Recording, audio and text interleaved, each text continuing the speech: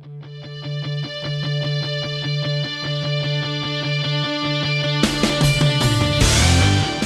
with us Peter.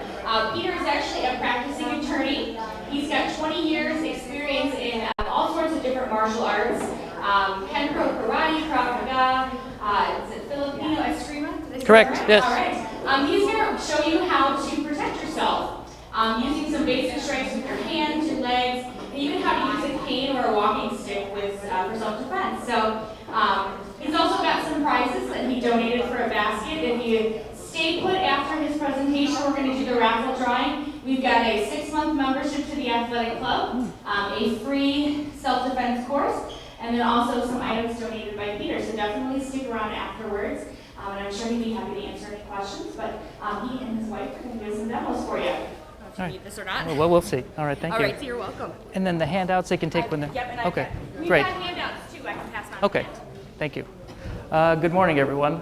My name is Peter, and my wife Molly is going to be helping me today. As was just told you, we are instructors in self-defense. We do work full-time. We just teach self-defense part-time. We do teach classes here several times throughout the year. I'm generally doing most of the instruction, and Molly's free because she's a very busy person. She helps me out when she can. But today we're just going to talk about some really basic concepts and ideas, which is what I focus on in my classes. It's got to be simple in order for it to work for almost everybody. And it also has to be effective. So again, simple and effective is really what we're talking about. But before you get to the idea of physical self-defense, the punching and the kicking, well, self-defense actually starts before that. It's really being observant, right? It's about paying attention. It's about knowing what's going on around you so you can avoid problems and you don't have to use punches and kicks, right? So I try and emphasize, even though this is very much common sense, and in the handouts that we've got, it talks about a lot of common sense things you can do to stay safe. But it's really about when you're going places, looking ahead, seeing if people look like they're out of place or they're acting unusually, something that in your gut says, oh, this doesn't feel right to me. And if it doesn't, then you should listen to your instincts. Avoid those people. Avoid places that look suspicious or taking that shortcut down a dark alley because it could be quicker, but you know that maybe it's not the best choice, right? So self-defense starts there, paying attention, being observant, not being so engrossed in your own thoughts or sometimes electronics or even reading material that you're not paying attention to what's going on around you. So that's number one, most important. 2, self-defense, you need to also have a basic understanding of the law of self-defense, and we're going to break that down very simply. It has to be reasonable and it has to be proportional. So what does that mean? That means you have to have a reasonable belief that someone's going to attack you. So if Molly grabs me and she cocks her fist back, I pretty much believe she's going to hit me. She's my wife. I know she's going to hit me. So, but if I didn't know her and she cocks her hand back, that's pretty much a sign that she wants to hit me. So I have a reasonable belief that I can use self-defense. So now what I have to do is decide how much force I'm going to use. Now the law says a punch for a punch. Basically, I can do as much force as she does to me. If she uses, say she had a knife. Can you grab a knife, please? If she threatens me with a knife, this is a deadly weapon. Now I can use deadly force, all right? So there's less than deadly force and there's deadly force. Anytime a weapon's involved or there are multiple attackers, I'm allowed to use deadly force. Less than deadly force, there's a bit of a gray area, but basically you have to be able to articulate that you believed she was going to hurt you, he or she, and that you were afraid for your safety and you used whatever force was necessary to stop the attack. In this case, if she had a knife, obviously I would want to do something devastating like go for the eyes, right? Eyes are important. We're going to talk about that. Okay, so that's basic self-defense law, as simple as it can be. Reasonable belief and proportional response to the attack. So now we'll get into more of the self-defense part of it, the physical part. So now, first thing in self-defense is stance. How are you going to stand? This is considered a natural stance, a very comfortable way to stand, but it's not good for self-defense purposes because if I stand like this and Molly pushes me, I have no balance. So ideally what I want to do is I want to put one foot back so I'm better. So now when she goes to push me, I can resist that, right? I have better balance. It's easier for me to move as well. It's also better for striking and for blocking.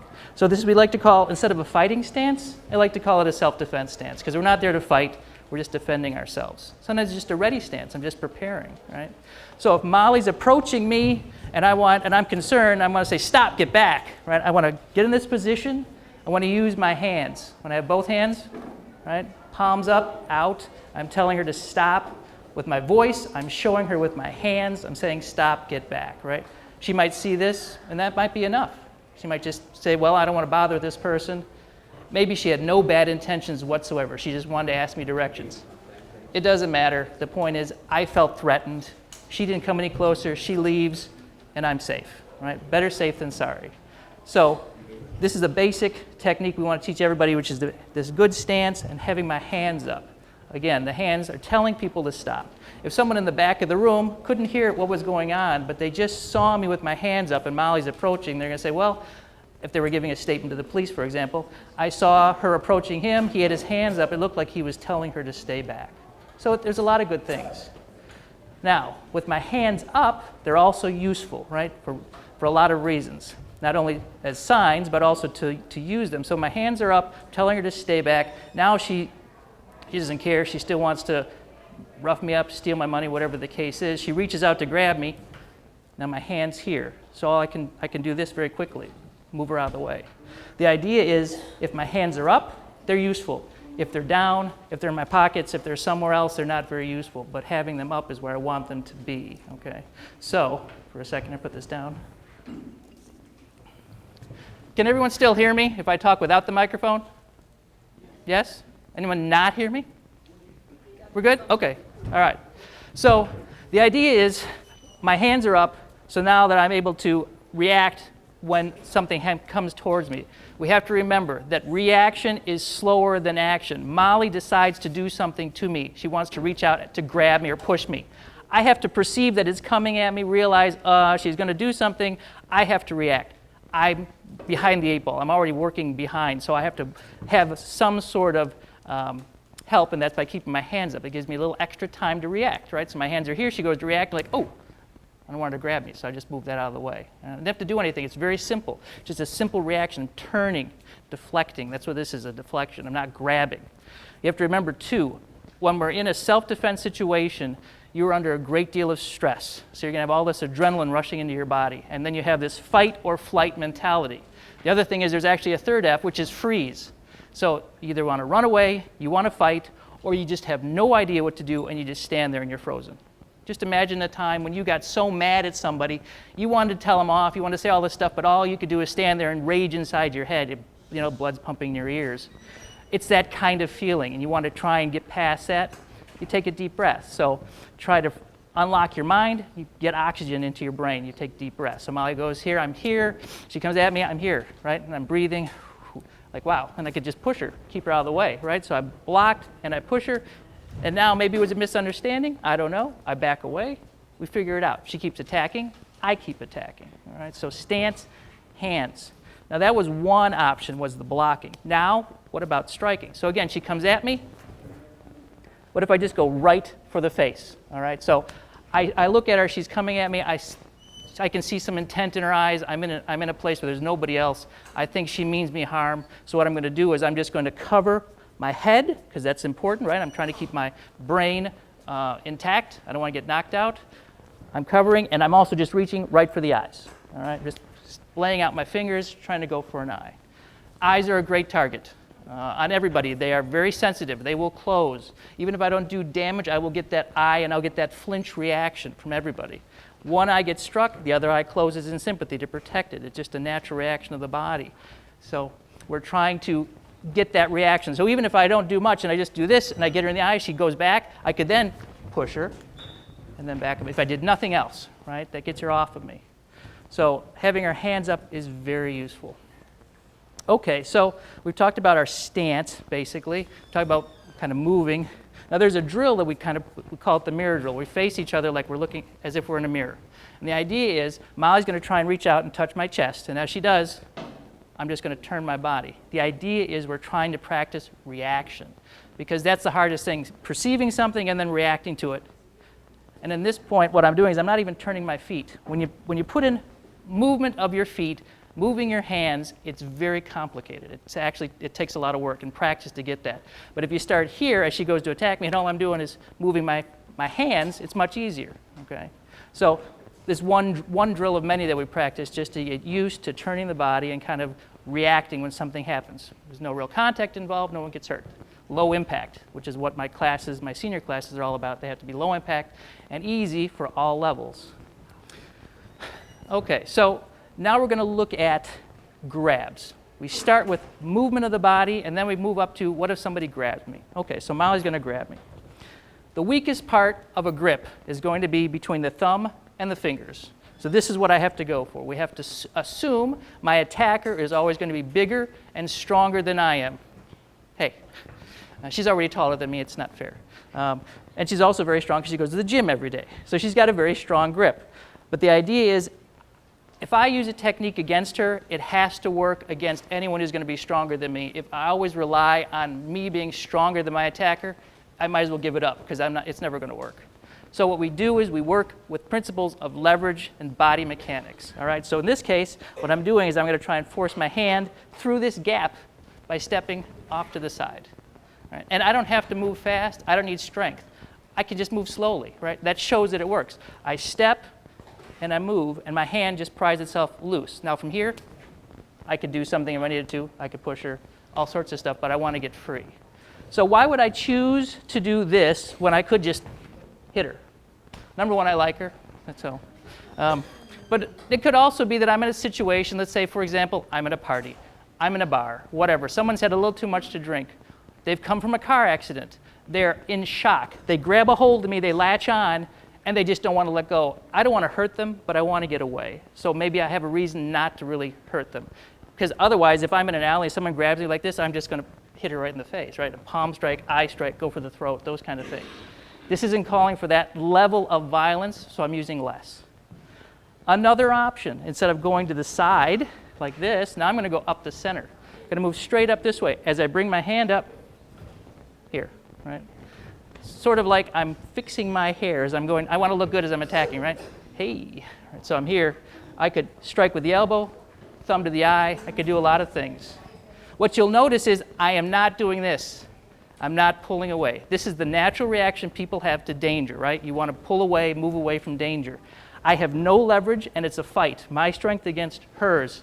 If she's stronger than me, I've done nothing except get tired, right, and made her angry. So I need to react. So both of these moves require me to move closer to get better leverage. Not a lot, but a little. So as I move in, I bend my arm. As you can see, it starts prying out. Now I'm free. Push the face. I back up. Very simple. One other technique, it's about making circles, very small circles. So what I'm going to do is I'm going to make my hand make a small circle around her wrist, like this. And now she's let go. So again, I'm working against the thumb. The thumb is very weak by itself. The hand, the arm, the shoulder, this is all strong, so she's pulling me backwards. I can't fight that. But if I just work against one digit, it's very easy, right? So if I grab her, do-si-do this way. All right, so I grab this wrist. She's going to make the circle, right? Even if I grab really hard, it doesn't really matter. She can still get around, all right? So I'm going to show you now. I'm going to grab her. She's going to try a couple of things we just did against both wrists. So I grab both, right? So it doesn't matter. And if she really wants to get aggressive, she can step in deeper with both elbows and attack, right? So against one hand, I can grab one. She can still bring the elbow up, even with, yep, see? Cheater. So those are a few things against a grab, a basic grab. Let's look at, here's one that people always ask me, what happens if you got grabbed from behind, all right? What do I do now? Well, again, pulling doesn't make a lot of sense. Instead, what I'm going to do is something that is probably, again, counterintuitive. I'm going to step back, right? Step back. So as we switch around, so what I'm going to do is I'm going to take one elbow and I'm going to drive it into her chest, here, or face, whatever. She doesn't expect it. She can't stop that from here. From here, I can bring my arm out, strike, move away. So we're learning about mechanics. How can we deal with people who are stronger than us? How do we deal with people who maybe they're more aggressive than we are? Well, the aggressiveness you have to work on, because the truth is when you're in a situation and someone is attacking you, You have to become as aggressive or more aggressive than they are. And I heard one instructor, I went to a seminar last year, and he said, it's not can you fight, it's will you fight. And that level of aggression is what is important. Because many, many people who have no fighting ability or skills whatsoever can easily defend themselves when they get really, really mad. They just attack, they're aggressive, they use whatever they got. They claw, they bite. All right? So this is just stuff that you're not trained to do, you just do it naturally, and those things work. Again, it's that level of aggression. You have to remember what criminals fear are two things, generally speaking. They don't like to get hurt, and they don't like to get caught.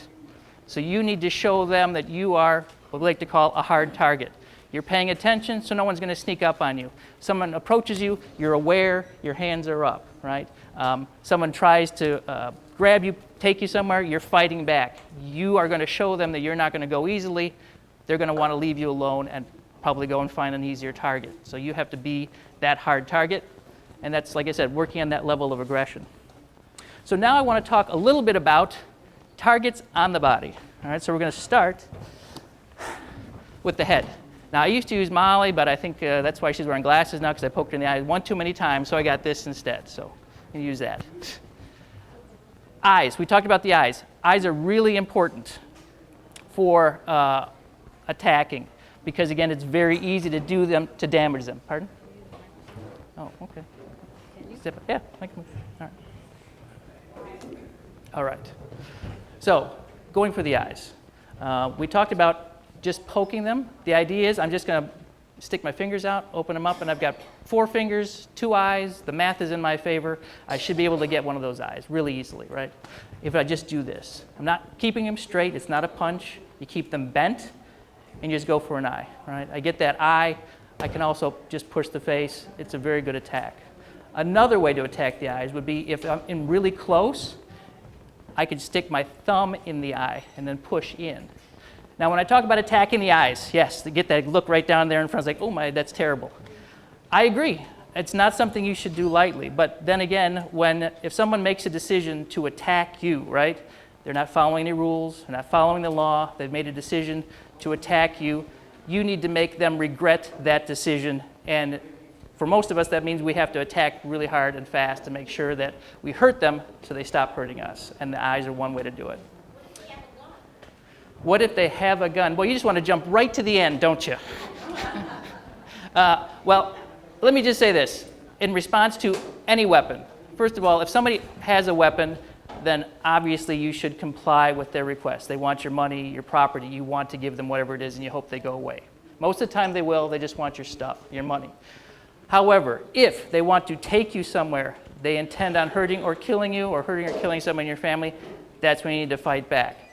And I'm not going to lie to you, defending against weapons is very difficult. And at the very end, I can show you a couple things.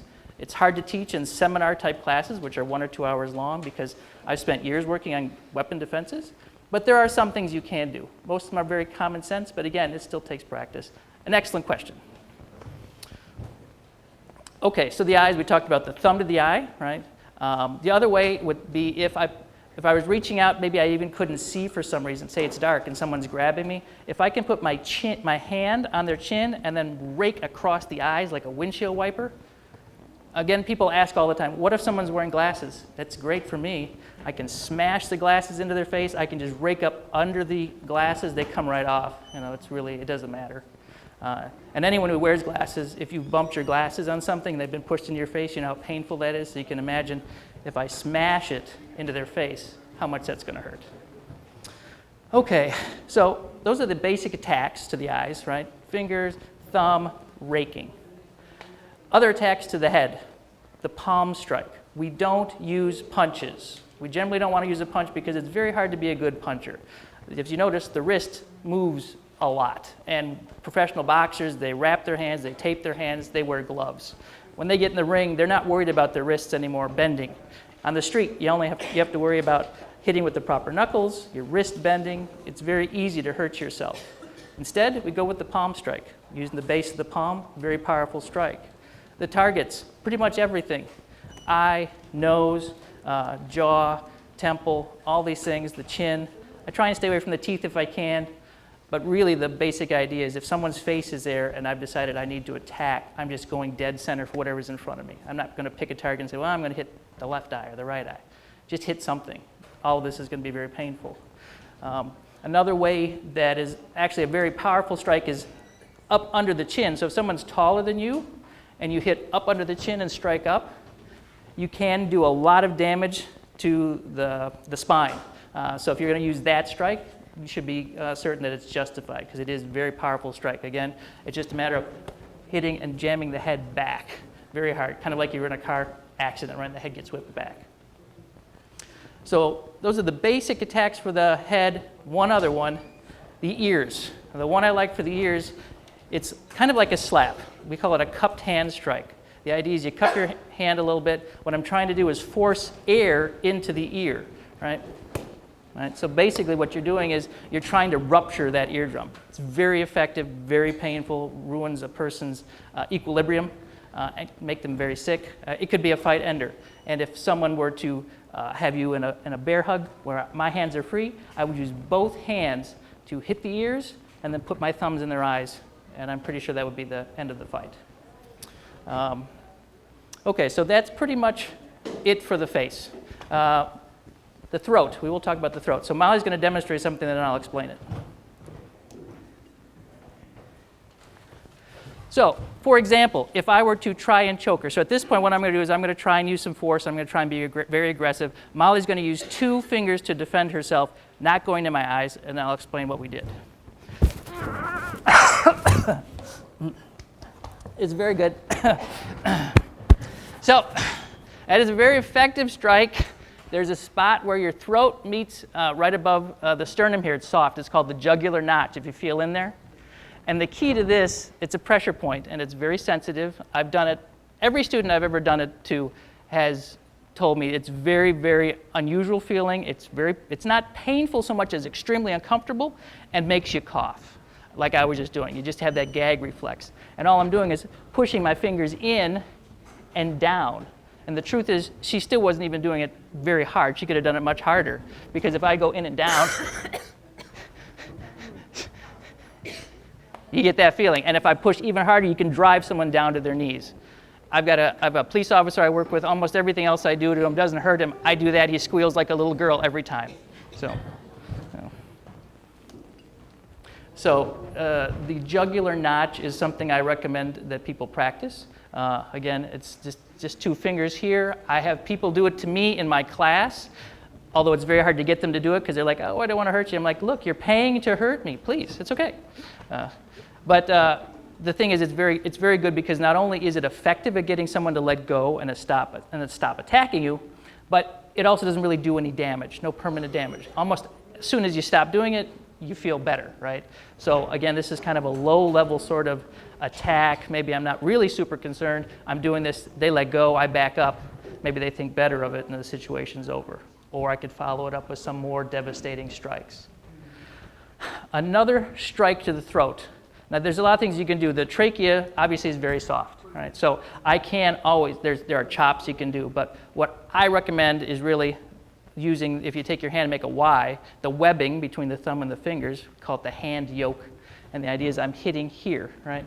So if I were to hit here, bang, I would cause a choking effect. Again, this is enough to drop a large person. This will be a more severe reaction than pushing on the jugular notch.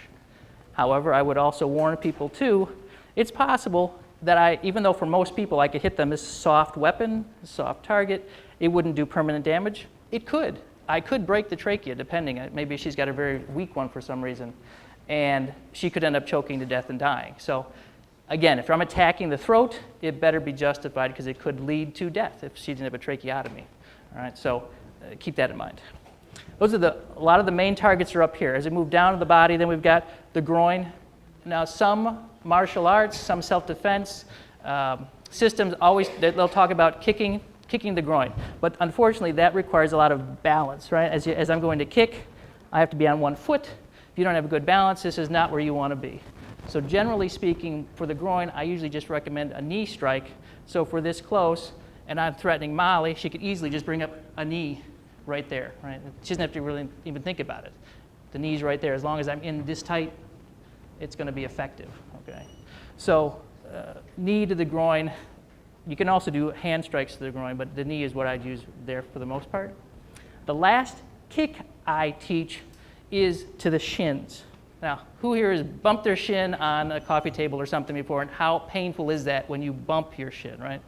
So just imagine if you go and you actually kick somebody really hard, right? It's a lower kick, so I'm not going to have to compromise my balance as much. But again, if you don't have good balance, maybe this isn't something you should do. You practice it and see how it works. If I need to, I can always hold, kick, push, right? Use it for balance for a moment, yeah. So I want to have Molly do a few kicks on the bag to show you how powerful it can be. I use the ins, I do not use the toes for two reasons. Number one, the toes are far too easy to break. And two, it's too easy to skid off. It's a very narrow weapon. I want to have a big wide weapon, so it's like a soccer ball kick.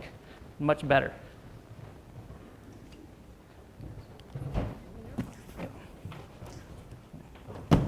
Let me do it this way so you can kick that way. And one more. Yeah.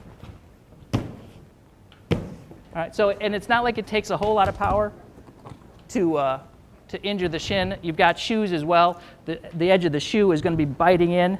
You can, what I like to call a twofer. I could kick her in the shin and then stomp on her foot. Right? Top of the foot's got a lot of small bones, so you get that double whammy there. Bang, bang. Right? Good. Yeah. Okay, we got 15 minutes. So let's work on cane. All right, so I want to talk to you now about using a cane or a walking stick for self-defense. I think the cane or walking stick is really an excellent weapon because, number one, you can take it anywhere, right? A lot of stuff you can't take on planes and courthouses and other places, guns, knives, and all sorts of other things, you know, pepper spray.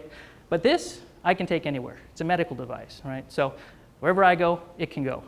As long as you don't buy the new weaponized canes that they have these days that kind of look like weapons. They got pointy bits and they got little sharp bits for scraping and stuff like that. Don't get those. Just get a nice, strong wooden cane. What we're going to do is I'm going to show you now. So if I have this is the crook top cane, or you could use a walking stick. Really doesn't matter. It's going to be about the same. The idea is, as I'm using my cane, I'm going to want to position myself just as I did if I was empty-handed. So as Molly approaches me, I'm going to step back, get in this position as I slide my hand to get it ready because I need to be able to lift it like this. And we'll show you why. So I'm here, my hand comes out, stop, get back, right? So again, this hand's still here. It's not, if it's empty, I can still use it to do all sorts of stuff, strikes, eyes. But now I told her to stop and get back. She doesn't, so she keeps coming. So what do? I flick this up, right? Now, who in the audience thinks that would hurt a lot? Yeah, pretty sure. This is hard. The target is very soft. I think you're going to do a lot of damage. It doesn't take much, right? So it's just that tiny little flick will probably get the reaction that you want. Now, if it doesn't end the fight, then we'll transition to our secondary attack. Okay, so the idea is this. I'm here, I tell her to stop and get back, she doesn't. So then, she puts out the thing. I hit, right? This will probably at least, if it doesn't stop her, it would get her to bend forward. Two hands. Now, strike, strike, strike. Now I'm thrusting.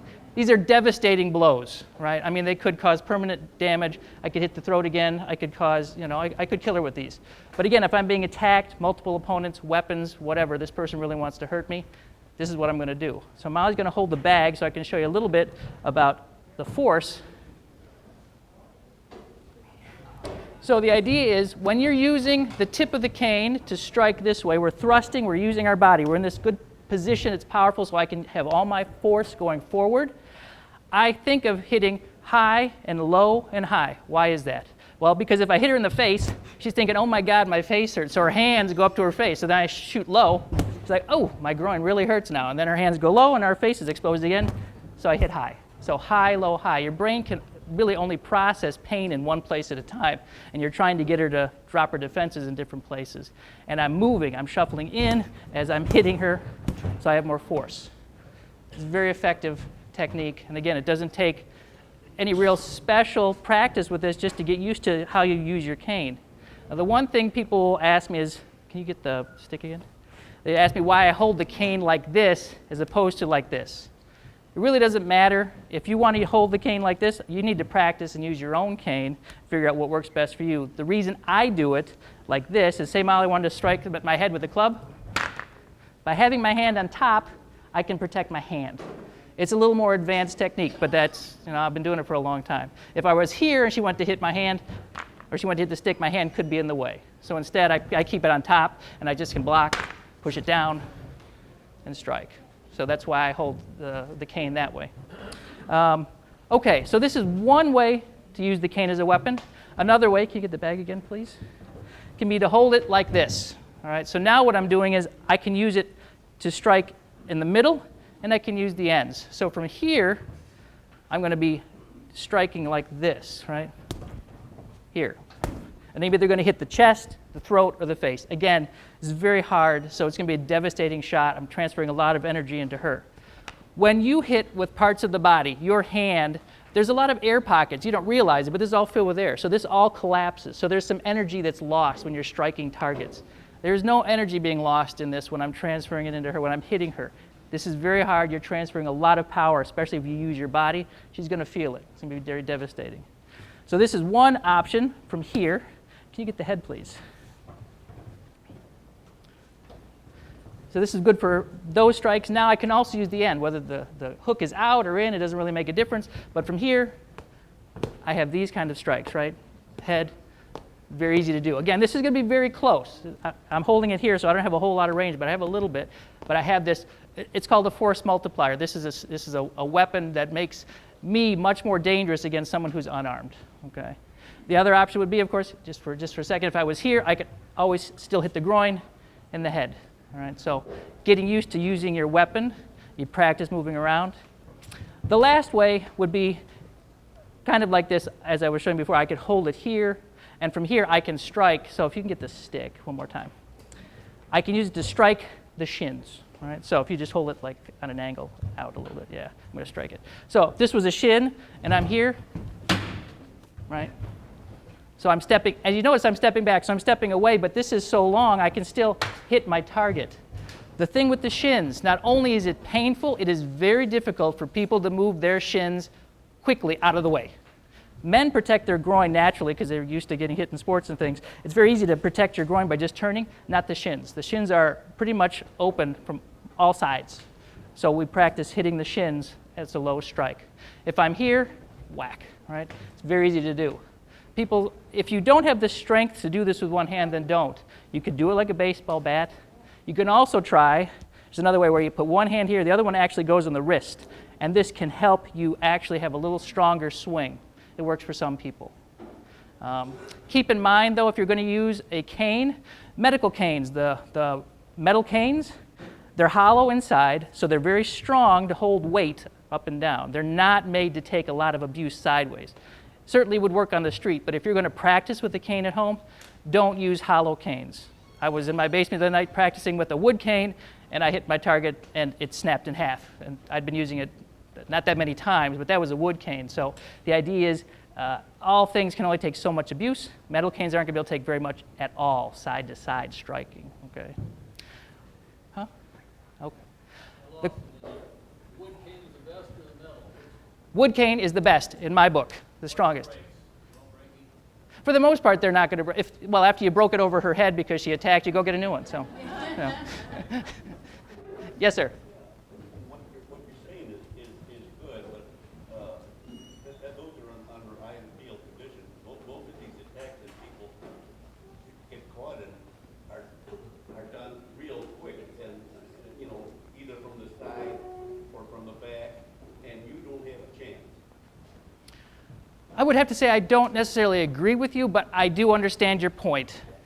The point is that being made that attacks happen quickly and sometimes from angles where you don't see it coming, and that's true. I mean, some things you can't defend against. Somebody comes up behind me, hits me with a baseball bat, stabs me in the back, shoots me in the head. There is no defense to that. There just isn't. You can't defend against every attack. Then that's a given. Yes. Yeah. What's wrong with using mace and using the telephone to call the police? Again, those are good ideas. I have no problem. I prefer pepper spray over mace, but that's fine. Calling the police is great if you have the ability and they're not actively beating you. Yeah.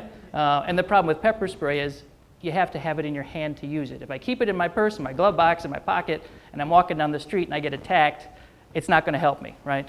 So, And that's the other problem with pepper spray and mace. You cannot spray into the wind. It'll go in your face. It happens to cops all the time. They try and spray the assailant, and they're not paying attention because they're too busy fighting, and all of a sudden they get in the face, and now they're compromised.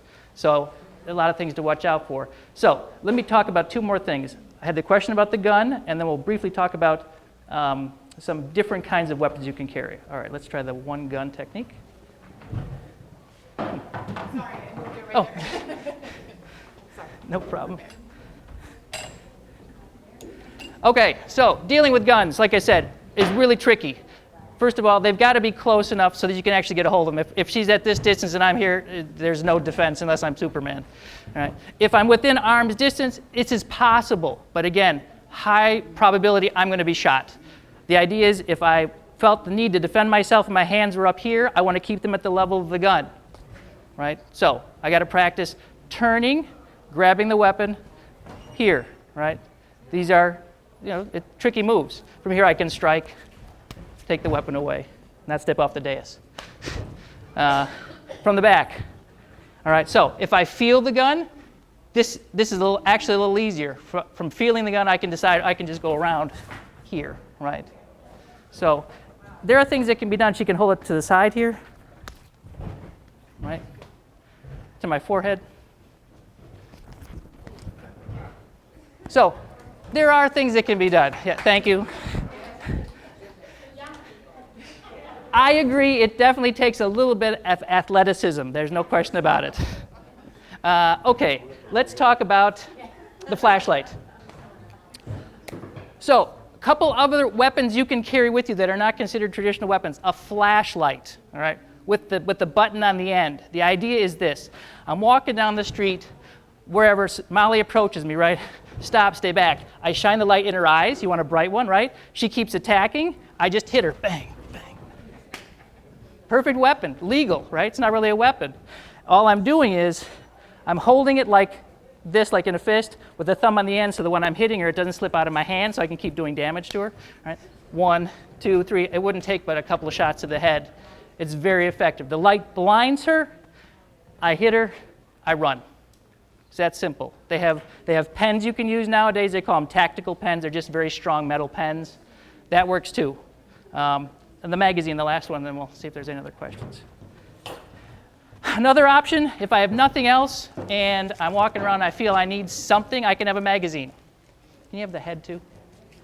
Take the magazine, roll it up tight. So now we're here. It's incredibly strong. It's very dense. Once you roll it together, it'll do a lot of damage. You could jam it in the throat. You can hit with the butt. It's very effective. And again, this is just a magazine. Just a matter of learning how to use it. And everything I did, there's nothing fancy about that. It's caveman tactics, right? It's just hit, repeat, all right? So I think all of you could do that. That's pretty much the presentation. Are there any other questions that I can answer for you? Yes?